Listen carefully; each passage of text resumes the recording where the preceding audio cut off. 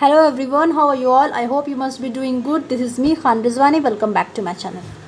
So many of you haven't subscribed yet. Please subscribe my channel.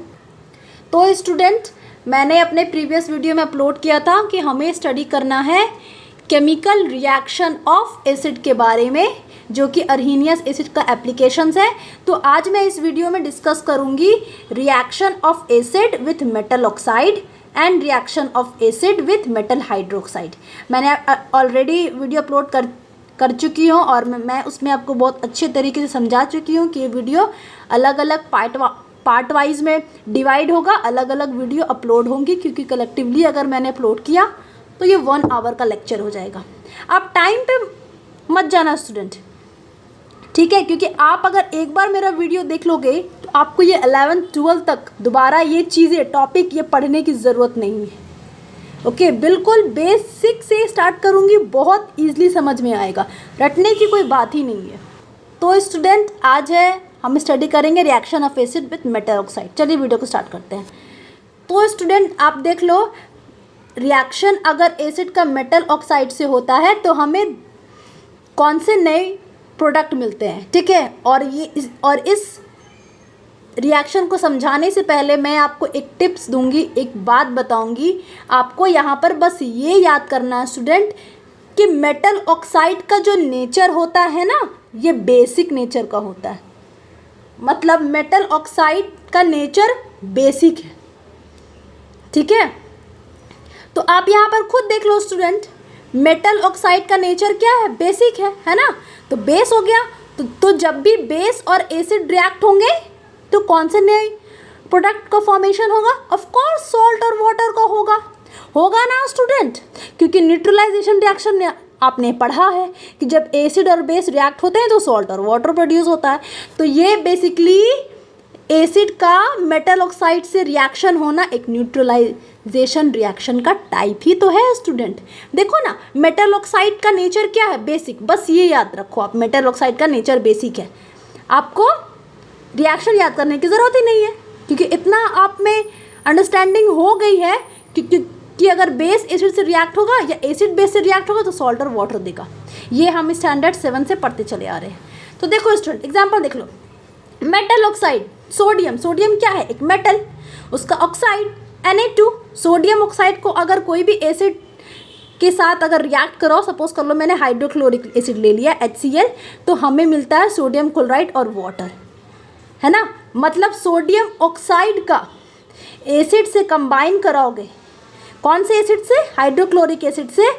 तो ये दोनों combine होकर के सोडियम का सॉल्ट में कन्वर्ट हो जाएगा, सोडियम का क्लोराइड बना देगा, है ना? और स्टूडेंट, मैं आपको इस वीडियो में ये भी बताऊंगी सॉल्ट को पहचानेंगे कैसे।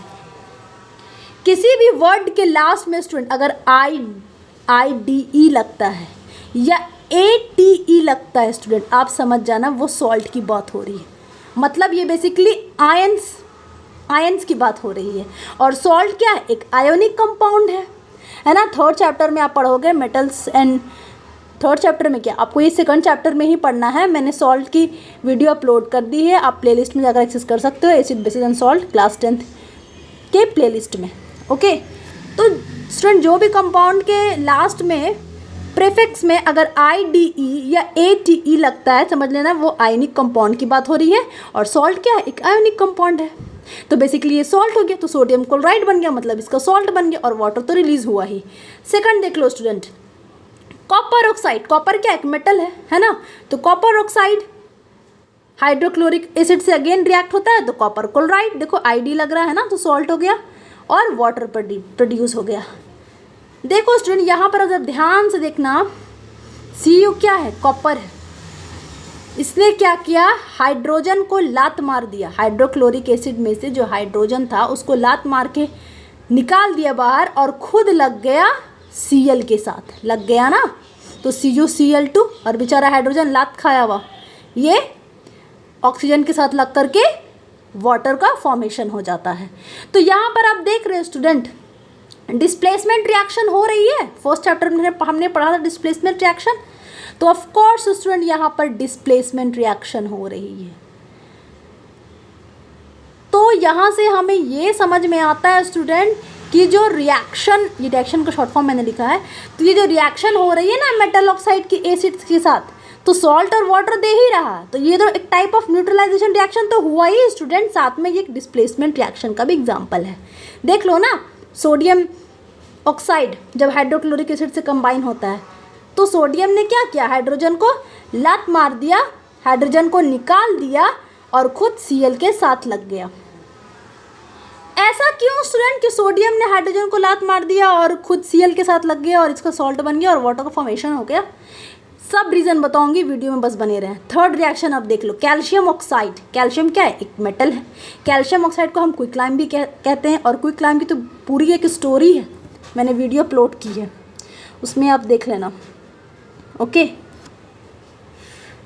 तो देखो स्टूडेंट, क्विकलाइम जब रिएक्ट होता है, मेनली जब कैल्शियम ऑक्साइड रिएक्ट होता है सल्फ्यूरिक एसिड से, तो कैल्शियम सल्फेट बनाता और वाटर, देखो Ca लग गया SO4 के साथ और H2 को लात मार के बाहर निकाल दिया।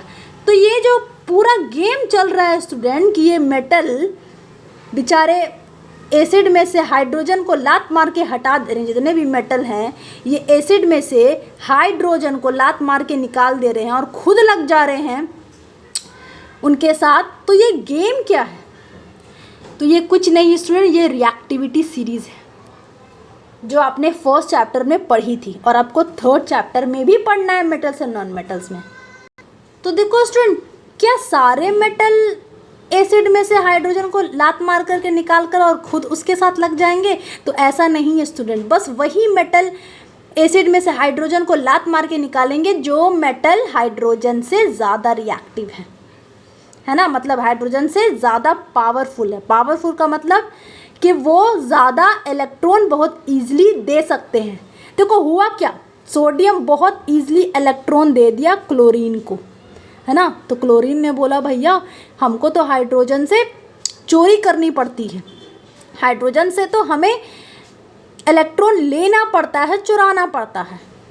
तो सोडियम बोलेगा भैया आप हाइड्रोजन से इतनी चोरी क्यों कर रहे हो, मैं तो आपको खुद ऑफर कर रहा हूँ कि आओ और मुझसे इलेक्ट्रॉन ले लो। तो क्लोरीन क्या करेगा, ऑब्वियसली ये चोरी चमारी छोड़ देगा, ये खुद बोलेगा अरे भैया सोडियम तो खुद ऑफर कर रहा है तो मुझे हाइड्रोजन से इलेक्ट्रॉन लेने की क्या ज़रूरत है। तो क्लोरीन क्या करेगा, हाइड्रोजन को लात मार के निकाल देगा और सोडियम के साथ लग जाएगा, है ना। ये बहुत बड़ी बात समझा रही हूँ स्टूडेंट, ये पूरे केमिस्ट्री के लाइफ में आप जब भी मास्टर्स करोगे या आप ग्रेजुएशन लेवल पे लो या 11th में लो या 12th में लो, बहुत काम देगा और 10th में तो काम देगा ही स्टूडेंट, ठीक है। तो अब स्टूडेंट सोचते होंगे तो सोडियम ऐसा क्यों करेगा, ये क्या बेवकूफ़ है ये जो खुद का इलेक्ट्रॉन दे रहा क्लोरीन को? तो बेवकूफ़ नहीं है स्टूडेंट, किसी भी एलिमेंट में अगर इलेक्ट्रॉन का मूवमेंट होता है, मतलब कोई भी एलिमेंट अगर खुद का इलेक्ट्रॉन देता है या लेता है या शेयर करता है, क्यों करता है, मतलब वो खुद का स्टेबिलिटी गेन करना चाहता है, तभी तो कर रहा है स्टूडेंट। तो सोडियम का तो इसमें भी फ़ायदा है, इसमें सोडियम का ही फ़ायदा है, क्लोरीन का ही फ़ायदा है, इसलिए सोडियम लग गया क्लोरीन के साथ और ये सोडियम क्लोराइड बन गया, ठीक है। और स्टूडेंट अब थर्ड चैप्टर में बहुत डेप्थ में पढ़ोगे कि मेटल की तो प्रॉपर्टी ही होती है इलेक्ट्रॉन को डोनेट करना, है ना। मेटल की खासियत ही है कि भैया आ जाओ और मुझ में से इलेक्ट्रॉन तुम लेकर चले जाओ, ठीक है। तो मेटल अपना इलेक्ट्रॉन डोनेट कर रहा है, ठीक है। और क्या सारे मेटल ऐसा करेंगे, सारे मेटल ऑक्साइड एसिड के साथ रिएक्ट करेंगे? तो देखो स्टूडेंट, वही मेटल हाइड्रोजन को एसिड में से लात मारेंगे जो हाइड्रोजन से ऊपर है रिएक्टिविटी सीरीज़ में। हाइड्रोजन बेसिकली इस रिएक्टिविटी सीरीज़ में इसलिए स्टूडेंट क्योंकि ये एक नॉन मेटल है ना, और ये सिर्फ कंपैरिजन के लिए यूज़ किया गया है, और ये बाकी सारे मेटल्स हैं। Carbon is also a non metal, ये भी कंपैरिजन के लिए यूज़ किया गया है। 11th में पढ़ोगे आप कार्बन का कंपैरिजन। फिलहाल आप देख लो, आपको रिएक्टिविटी सीरीज़ याद करनी बहुत इंपॉर्टेंट है। तो हाइड्रोजन के ऊपर जितने भी एलिमेंट्स हैं, वो एलिमेंट, वो मेटल, जितने भी मेटल हैं, वो सारे एसिड में से हाइड्रोजन को लात मार देंगे क्योंकि ये हाइड्रोजन से ज़्यादा पावरफुल है, क्योंकि हाइड्रोजन से ज़्यादा आसानी और बहुत जल्दी खुद में से इलेक्ट्रॉन डोनेट कर देंगे, ठीक है। और हाइड्रोजन के नीचे जितने भी एलिमेंट हैं ये बहुत ढीठ किस्म के एलिमेंट, ये इतना ईजिली खुद में से इलेक्ट्रॉन डोनेट नहीं करते, तो ये हाइड्रोजन को लात मार ही नहीं पाएंगे, तो इनके साथ रिएक्शन होगी ही नहीं। आई होप आपको चीज़ें क्लियर हो रही होंगी। तो देखो student, thus the reaction between acid and metal oxide is a kind of neutralisation reaction, क्योंकि इसमें सॉल्ट और वाटर प्रोड्यूस होता है, बता चुकी हूँ, है ना। It show the basic nature of metal oxide, metal oxide का बेसिक नेचर ही तो शो करता है, क्योंकि मेटल ऑक्साइड एक बेसिक नेचर का है। ओके, तो बेस और एसिड जब रिएक्ट होंगे तो क्या, सॉल्ट और वाटर देगा। अब स्टूडेंट आप पढ़ोगे कि मेटल ऑक्साइड का फॉर्मेशन कैसे होता है, ठीक है। जब मेटल को ऑक्सीजन से बर्न कर दोगे ना तो मेटल ऑक्साइड बन जाता है, और उसी मेटल ऑक्साइड को तुम पानी में डाल दो उसका नेचर चेक करने के लिए। कोई भी सब्सटेंस का नेचर चेक करना है कि भाई साहब ये एसिड है या बेस है, हमें क्या पतेगा, हमें कैसे पता चलेगा, तो हम उसे वाटर में डाल के लिटमस पेपर डिप करके उसको चेक कर लेते हैं, अगर उसका कलर चेंज हो गया तो। ओके, तो इसमें भी वही होता है स्टूडेंट, मेटल ऑक्सीजन से रिएक्ट हुआ, मेटल ऑक्साइड बन गया। ये मेटल ऑक्साइड को उठा करके हमने पानी में डाला, हमने देखा यार ये तो बेसिक इन नेचर है ना। और फिर इसको रिकन्फर्म करने के लिए हमने मेटल ऑक्साइड को रिएक्ट करा दिया एसिड के साथ, तो भी हमने देखा ये सॉल्ट एंड वाटर दे रहा है, इसका मतलब मेटल ऑक्साइड बेस होगा, तभी तो एसिड या बेस रिएक्ट होंगे तो सॉल्ट एंड वाटर देंगे। ओके, अब देखो student, reaction of acid with metal hydroxide, acid जब मेटल हाइड्रोक्साइड का रिएक्ट करता है तो salt and water, it is also a type of neutralisation reaction. देखो मेटल हाइड्रोक्साइड क्या है, मेटल क्या है, सोडियम, एग्जाम्पल देख लो, हाइड्रोक्साइड OH, O क्या है ऑक्साइड, H क्या है हाइड्रोक्साइड, सोडियम हाइड्रोक्साइड मतलब metal hydroxide. Metal hydroxide basically student एक बेस होता है, स्ट्रॉन्ग बेस, जिसे हम अल्कलीज कहते हैं, ठीक है। तो जब एसिड रिएक्ट होता है मेटल हाइड्रोक्साइड से तो सॉल्ट देता है, अगेन सोडियम क्लोराइड, लास्ट में ID लग रहा है, it is a neutral salt और वाटर का formation. And second acetate, acid react होता है जब सोडियम हाइड्रोक्साइड के साथ तो सोडियम एसिटेट दिखता है, देखो ना लास्ट में ATE है ना, अगेन ये वाटर का फॉर्मेशन होता है ना। देखो CH3COO ये लग गया Na के साथ, है ना, तो इसमें भी वही हो रहा है स्टूडेंट, डिस्प्लेसमेंट रिएक्शन। बहुत सारे आप केमिस्ट्री में पढ़ोगे तो बहुत डिस्प्लेसमेंट रिएक्शन का तो इतना एग्जाम्पल है स्टूडेंट, इतना एग्जाम्पल है, और मोस्ट ऑफ द रिएक्शन में डिस्प्लेसमेंट रिएक्शन ही होता है स्टूडेंट। देखो स्टूडेंट, मैंने लिखा है ना AT हो या IDO सफिक्स, बेसिकली किसी भी वर्ड के बाद में जो लगता है उसे सफिक्स कहते हैं, या वर्ड के पहले लगता है उसे प्रीफिक्स कहते हैं। तो ये सफिक्स हो गया ATE या ID, सफिक्स है, यूज़ फॉर द आयंस के लिए यूज़ होता है, और सॉल्ट क्या है, एक आयन है ना।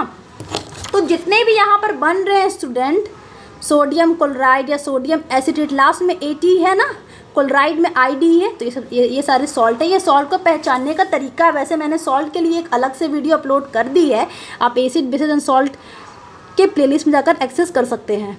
तो देखो student, and acid called milk of magnesia use to remove indigestion caused by too much of HCl in the stomach.